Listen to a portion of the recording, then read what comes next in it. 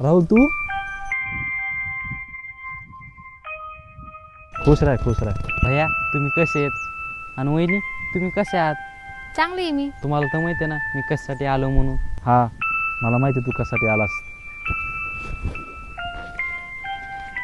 हे घ्या कागदपत्र, मी आता येतो तर तुम्ही याच्या सही करून ठेवा.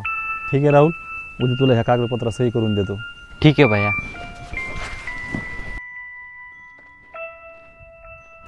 भैया का म्हणून आलते इथं? कल्पना, माझ्या लग्नाच्या अगोदर माझ्यावर 2 लाख रुपये कर्ज होतं.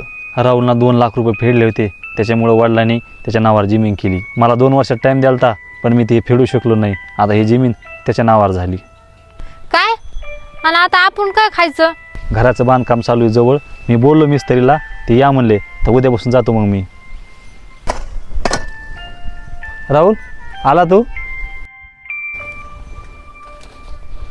हे धर राहुल, त्या कागदपत्रावर सही करून ठेवली. केली सही? आणि तुम्ही याच्यानंतर पुढं काम करणार आहे? जवळच इथं मिस्त्रीच्या हाताखाली काम बघितलं, मी उद्यापासून तिथं जाणार.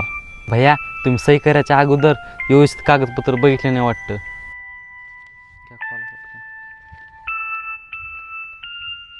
ही शेती तुमच्या नावावर करून दिली.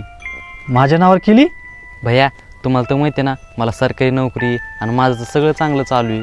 मला पैशाची कधीच कमी नाही, पण तुम्हाला कमी आहे. पप्पानं मराच्या अगोदर एकच सांगितलं होतं, आपल्या मोठ्या भावाची साथ कधीच नको सोडू, कारण की तो लय गरीब आहे.